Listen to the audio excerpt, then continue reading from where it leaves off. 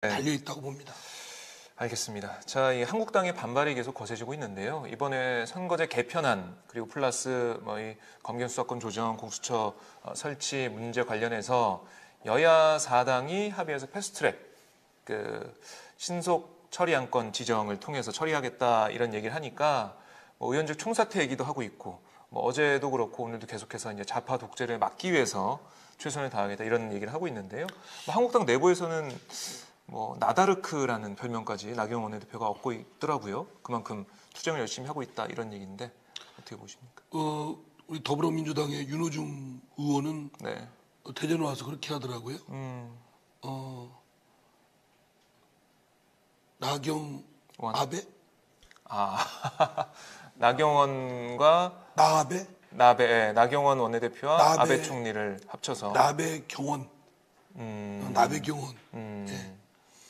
아주 잘 정친 것 같아요. 이게 참 서로 말하면서 창피스러운 일이거든요. 예, 그러니까 그러나 나경원 원내대표를 이렇게 초선 때부터 같이 본 입장에서는 상당히 사나워졌어요. 그리고 철학이나 어떤 가치는 없이 그냥 뜬 부초처럼 떠다니는 그렇게 되어 있고 그런 양반이 하기야 자유한국당의 그런 수준에서 원내대표가 된 걸 보면 참 답답합니다. 홍영표 원내대표가 상당히 좀 너무 아주 젠틀하고 진절이 내더라고요. 이게 나경원 원내대표가 저는 한국당이 좀 노림수가 있다고 봐요. 4.3 재보선에서 어쨌든 전투력을 발휘해서 이 재보선 승리를 하고 다음에 내년 총선에 그 여선을 몰아서 또 과반 이상 확보하겠다 이런 것 같은데 민주당에서 앞으로 어떻게 하는지 따라서 좀 바뀔 것 같습니다. 그렇습니다. 결국 그 키는 자유한국당의 문제가 아니고 우리한테 달려 있다고 봅니다. 더불어민주당과 지금 문재인 정부한테 달려 있고 과연 국민의 민심을 다잡을 만큼 매력이 있는 정말 마음에 드는 그런 정치 국정을 펼쳐나가느냐 못하느냐에 따라서 민심은 우리한테도 있을 수 있고 떠나갈 수도 있겠고 근데 떠나가는 게 정말 그 보수 반동 우리가 내쫓아야 될 퇴출시켜야 될 세력과 한때 가버리면 정말 그거는 역사적으로 우리는 도저히 씻을 수 없는 죄가를 지는 것이다라고 생각합니다. 그러니까 분위기가 금세 바뀐 것 같아요. 예전에 진짜 한국당 지지율이 10%대고 막 그래서 총선에 해보나 마나다 이런 얘기까지 있었는데. 그렇죠. 그런데 신기해요. 저는 그 총선에 해보나 마나다 우리 당내에서 그런 분이 있었어요. 근데 그거는 오만한 생각입니다. 민심이 우리가 어떻게 하냐에 따라서 국민이 표를 주고 안 주고가 결정되는 거지. 당연히 그 표가 더불어민주당에 올 것이고 자유한국당은 안 갈 것이다. 이렇게 생각하는 것 자체가 가볍게 생각하는 거고 안일하게 생각하는 거고 더 나아가서 오만한 거다. 오만은 금물입니다. 오만은 금물이다. 네. 자, 김학의 전 법무차관 별장 상수대 의혹 사건과 고 장재현 씨 사건 이게 이제 검찰 과거사위 조사 기간이 2개월 연장되면서 계속 진행이 될 텐데 당내에서는 어떻게 여기에 대해서 할 일은 없나요? 어떻습니까? 저는 그 민감용 경찰청장이 국회 상임위 와서 행안위에서 뭐라는 거 하니 그 김학의 동영상이 육안으로 봐도 금방 식별을 할 수가 있기 때문에 굳이 그거에 대한 정밀 감정이 필요 없었다 이런 취지로 답변했지 않습니까? 그럼 지금까지 뭐 했습니까? 경찰청장은 뭐 하고 경찰은 지금까지 뭐 했습니까? 그 당시 그런 증거 자료들을 검찰에 줬는데 검찰이 무시해버렸다. 검찰이 잘못 처리했다. 이런 취지인 것 같은데 그러면 그 제출했을 때 검찰이 잘못했으면 지금 검경 수사권에서 경찰 보고 수사권 독립을 달라 수사권을 달라고 하는 그 주장만큼 자기들의 몫을 달라고 하는 만큼 왜 그때 검찰한테 대항을 못했습니까? 그러고 나서 지금 세상이 바뀌니까 지금 비로소 세상이 시끄러우니까 이제 와서 그런 식으로 매사를 권력기관들에 있는 사람들이 눈치나 보고 있고 세상이 바뀌기 전에는 아무 소리 안 하고 있다가 바뀌고 나서야 그때서야 하니까 이런 꼴들이 당하는 겁니다. 그러니까 그때 제대로 수사를 하고 경찰이라도 그 문제를 얘기를 하고 했으면은 문제 제기를 이렇게, 당연히 했어야죠. 묻히지 않았을 텐데. 근데 그때는 왜 말 못하고 아무 소리 못하고 있는 거 아닙니까? 그거는 박근혜 정권 시기죠. 그렇죠. 박근혜 정권 시기에 서슬퍼러고 그러니까 깨갱하고 있는 거 아닙니까? 그리고 와서 지금 와서 국회 상임위에서 기권 얘기하고 그러면 아니 그러면 몇 달 전에는 뭐 하고 있었습니까? 경찰청장은 그런 거 파악했을 텐데 네. 그때는 또 가만히 있다가 그러니까 뭐 일각에서는 버닝썬 사태가 터져서 경찰과의 유착 의혹이 나오고 막 그러니까 이제서야 그걸 카드로 그러니까요. 쥐고 그러니까. 검경수사권 독립의 싸움에 나간 거 아니냐 뭐 이런 얘기도 나오더라고요. 그러니까 둘 다 보면은 의심이 한두 가지가 아닙니다. 경찰이건 검찰이건. 네. 그러니까 그런 사람들한테 그 칼날을 맡긴 국민의 입장에서 보면 얼마나 믿음이 가겠습니까? 칼날이 언제 떨어질지 모르는 상황인데 네.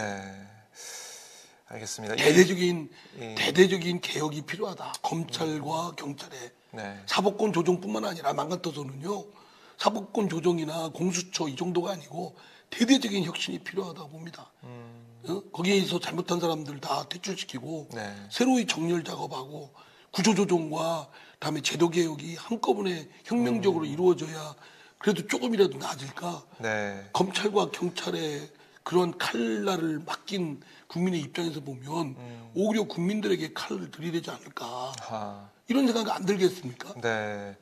그러니까 이 나경원 원내대표를 비롯한 한국당에서는 뭐 문재인 대통령이 해외 순방 마치고 들어와서 첫 일성이 적폐청산을 또 얘기하는 거냐 뭐 이런 취지에도 비판을 하고 있던데 그러니까 적폐청산에 대한 첫 일성이 피로감을 아니라 얘기하는 것 같아요. 일관되게 해야죠. 왜 겁납니까?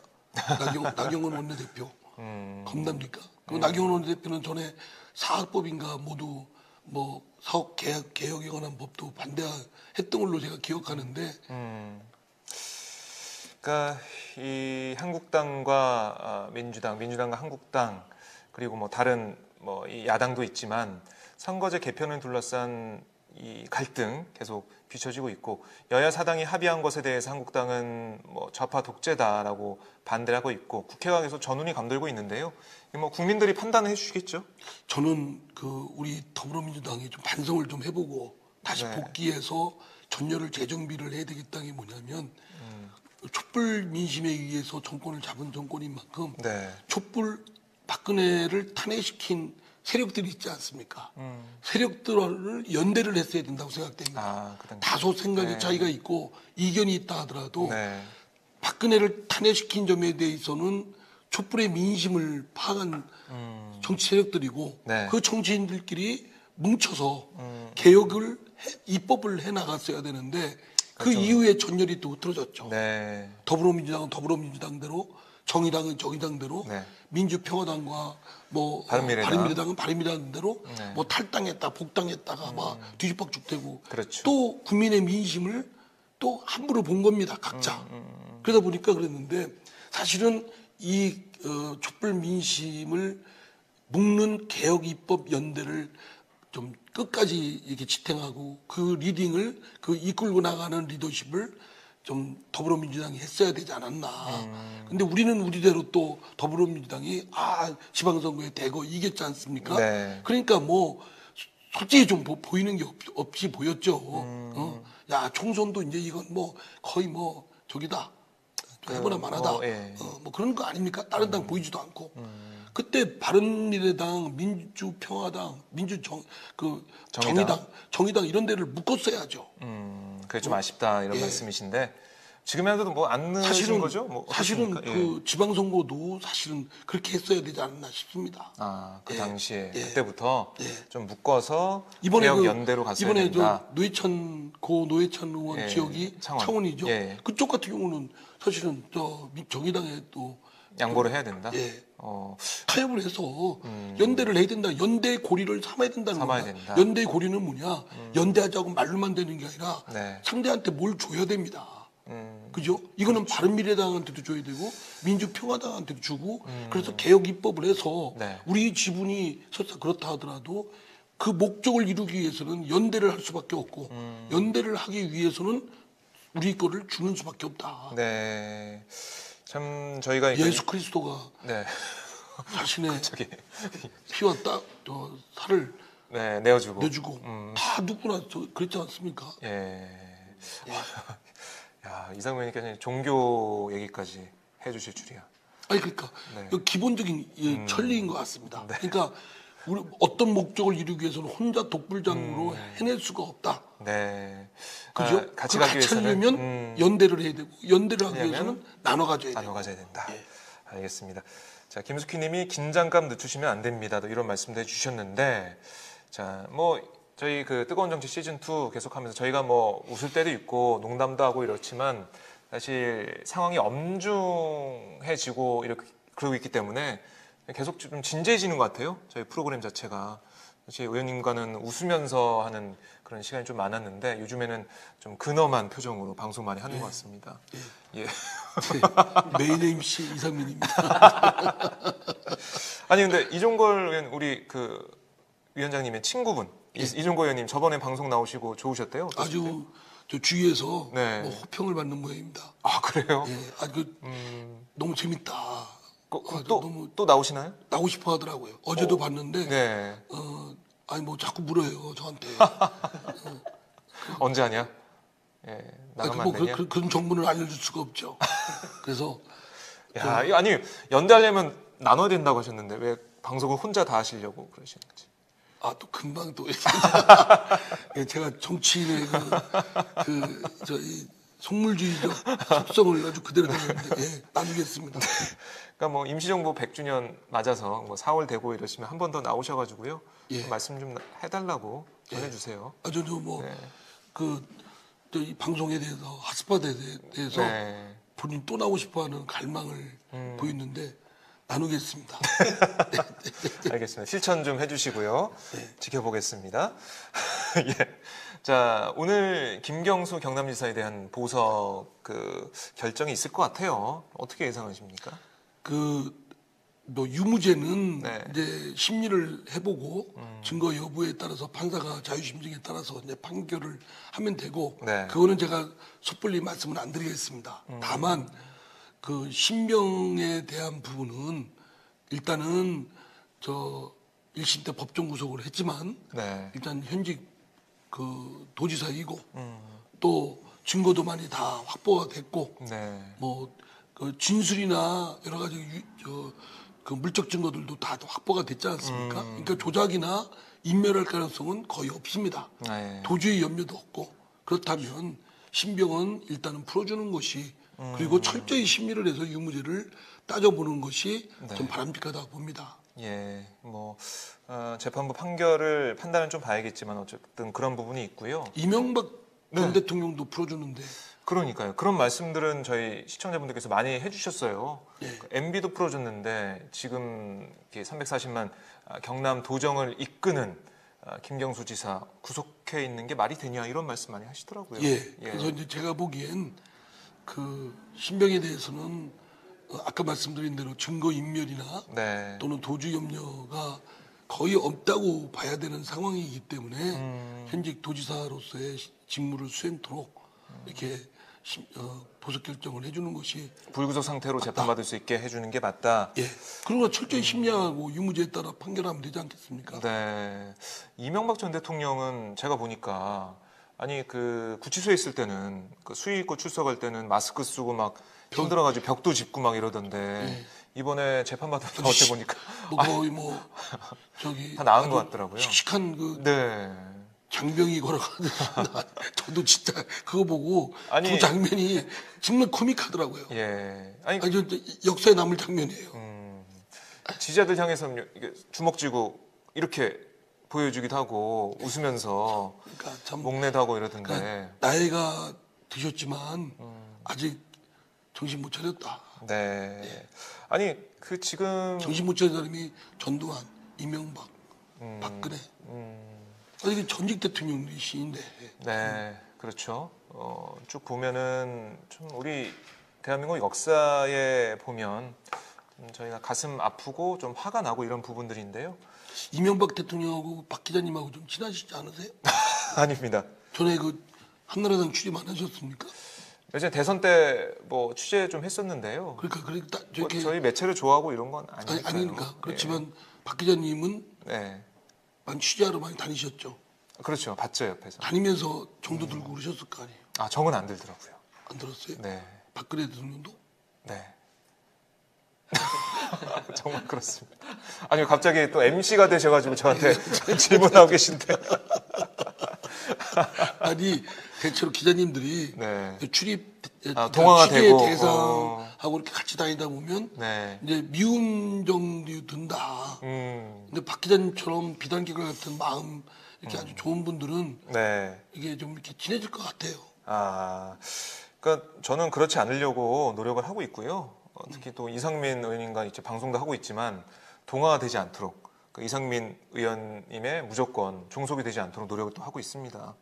그래서 제가 따끔하게 그렇다고 이를 악물면서까지 이렇게 하시는데 아니 좀 뭐 좋아하면 좀 안 되십니까? 저는 개인적인 감정을 배제하고 취재를 하고 인터뷰를 하고 있는데 그래서 의원님께도 제가 따끔한 말씀 많이 드리잖아요. 그 방송에서도 따끔해요. 면박도 주고 막 그렇게 하고 있는데 이상민 의원님과 그래서 그 현안을 분석하고 이렇게 하면서 이상민 의원님의 뭐 식견에 놀라기도 하고 많은 동의할 수 있는 부분도 많고 하는데 어쨌든 중도를 지키기 위해서 노력을 하고 있습니다. 예. 네. 자, 이상민의 뜨거운 정치. 김경수 지사의 보석을 좀 예상할 수 있는 그런 말씀 좀 해주셨는데 지켜보도록 하고요. 자, 사법개혁 특위는 그러면은 회의가 아직 잡힌 건 없는 건가요? 이제 이번 주를 지켜보고 네.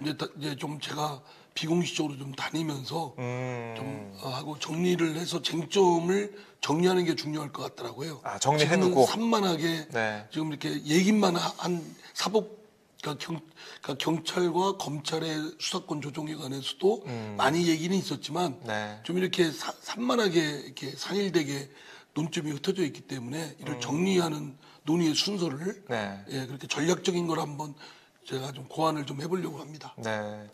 지금 임시정부 그 100주년 4월 되면은 뭐 관련된 뭐 기념 행사도 있을 것 같은데 있나요? 당에서는 뭔가 준비한 게 있나요? 지금 수석 부위원장 계시잖아요. 지금 4월 위원회. 11일 날, 네. 4월 11일 날 그 상해에 가서 그 당시에 이제 국회를 열었던 장면이 있답니다. 네. 또 의장, 뭐 네. 국무위원들 뭐 그런 거를 재현하려고 그런 프로그램이 되어 있고 당에서 하는 건가요? 국회 차원에서 하고 국회 차원에서요. 그리고 네. 이제 국회에서도 또 그날 자정에 네. 할 계획입니다. 아. 같은 시간대, 그 정확한 시간은 프로그램 자정에 국회가 열린다고요? 예. 그래서 이제 국회에서 예. 문희상 의장님하고 이렇게 국회의원들 그래요. 그런 임시정부 기념해서 이제 그런 상해 임시정부의 그때 네. 그때 뜻을 국회, 기리고 예, 하고 상해 같은 시간대 이제 또 하고 또 하고 상하에 가시나요? 아니면 여기에 계시나요? 의원님께서? 상해도 가고 싶고 여기 또 자정에 있고 싶고 또 어떻게 좀 결정하지 않으셨네. 유체 이탈해서 왔다 갔다 블라디보스톡도 가고 싶고 이게 보니까요 3.1운동 전후 그 전에도 그렇고 그 후도 그렇고 특히 이제 후에는 각 지역에 국내는 물론이고 국외에 여기저기에 그 임시정부가 많이 들어섰습니다. 네. 그게 이제 다시 좌우 합작 형태로 다시 통합되기도 하고 또 분열 갈등을 빚어서 흩어지기도 하고 네. 그것의 연장선상이 지금 남북이 분단되어 있고 그리고 다시 통합의 노력을 지금 하고 있는 것인데 네. 그러니까 궁극적으로 3.1운동은 현재 진행형이다.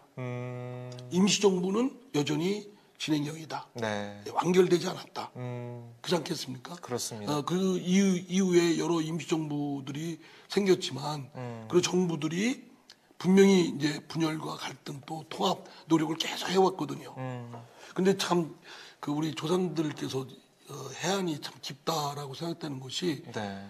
정부라고 딱 하질 않고 그 임시 정부라고 한 겁니다. 임시정부. 정식으로 정부가 들어서기 전까지는 이거는 임시정부다. 임시다라고 하면 어쩌면 굉장히 자지력을 보이기도 한 겁니다. 그렇죠. 예. 그리고 사실은 재헌헌법을 보시면요 지금 헌법보다 훨씬 더 멋집니다. 예.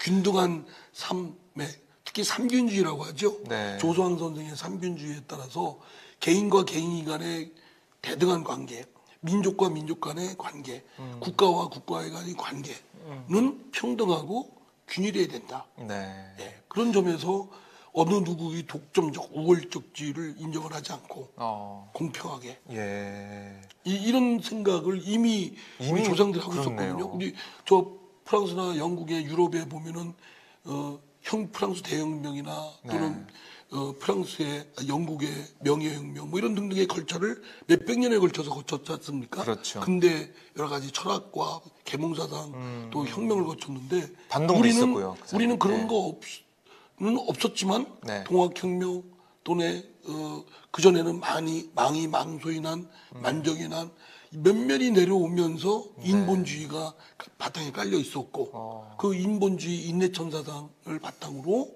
3.1운동 그러면서 사실은 어느 세계의 나라에 내놔도 진짜 자랑스러워할 만한 독립선언서를 했고 네.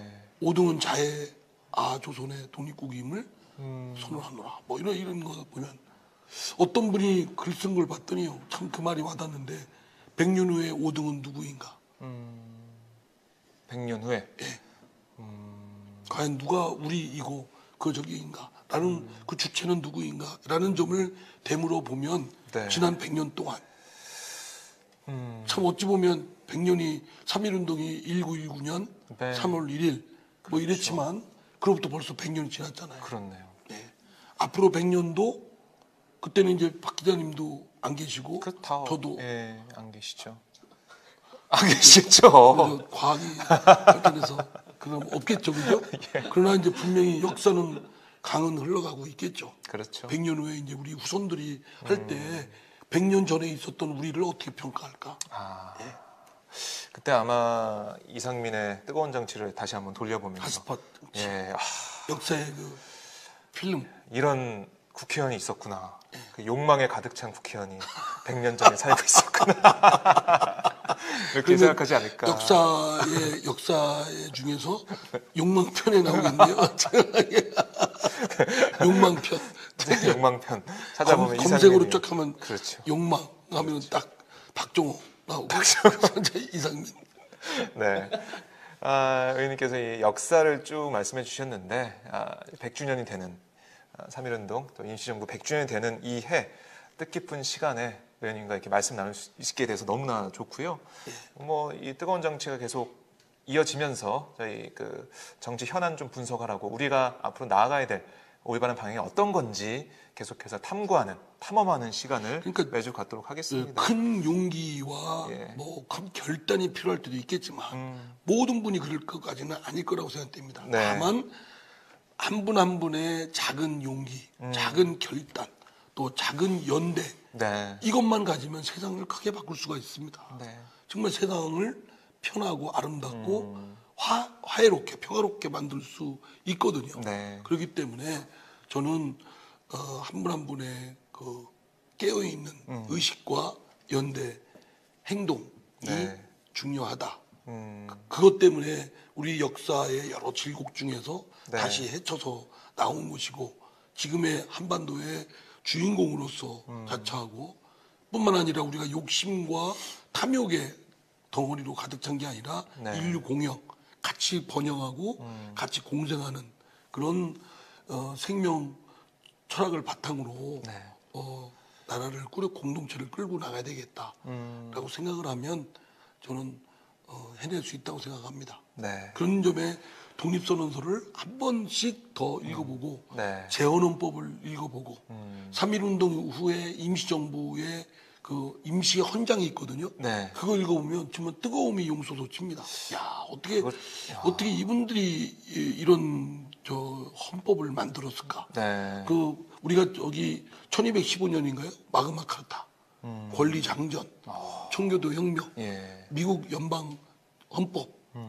이럴 때 그 나온 말들에 대해서는 많은 분들이 기억하고 있는데 우리 임시헌법, 임시헌장, 이런 독립선언서 이건 딸딸딸 외워야 됩니다. 무슨 저 국민교육 헌장 이런 거나 외우고 있고 그런 시대가 있었죠. 독립선언서를 저는 시험 봐야 된다. 국회의원들도 독립선언서를 시험 보고 뽑아야 된다. 이 의원님의 오늘 뭐 철학을 또 앞으로 우리 나라의 나아가야 될 방향을 들을 수 있는 그런 시간이었는데요. 참 웃음도 있고 그리고 역사도 있고 또 앞으로 나아가야 될 방향도 있는 이상민의 뜨거운 정치 시즌 2 화요일마다 저희가 뵙고 있고 아니 김숙희님이 이런 말씀 주셨는데 이전 대통령 이명박 전 대통령 집에 아무나 드나든다 이런 말씀도 주시고 계신데 아무나 드나든다고요? 네 그런 말씀도 주셨는데 이것도 저희가 한번 살펴봐야겠네요. 뭐 이게 보서 그 조건에 허가되지 않는 게 나타나면 취소가 되니까 봐야 되는데 아마 그 집 앞에 지키고 있는 뭐 유튜버들이 있나 봐요. 그래서 그 현장을 24시간 감시하는 뭐 이런 게 있기도 한데 뭐 이렇게 시민분들께서 직접 현장을 감시하는 이런 것도 바로 우리나라가 잘 되기 위해서 올바르게 서기 위해서 이런 하나의 방안 중 하나로 볼 수도 있잖아요. 네. 법이 어떻게 지켜지는지 이걸 좀 보고 있는 시민들의 모습도 볼 수가 있고요. 저희 이 자리에서는 또 이상민 의원님과 우리 역사에 대해서 또 우리 현안에 대해서 분석을 쭉 해봤습니다. 의원님 이렇게 좀 새롭게 나란히 앉아서 진행해봤는데 어떠셨습니까? 저는 뭐 이게 계속 발전해서 더블 MC로 나아가서 궁적으로 제가 메인 MC로 되는 그런 꿈을 꿔보고 네. 알겠습니다. 네, 큰 꿈을 꾸고 계시는 우리 이상민 의원님과 인터뷰를 진행해봤습니다. 다음 주에도 찾아뵙겠습니다. 고맙습니다, 의원님. 감사합니다.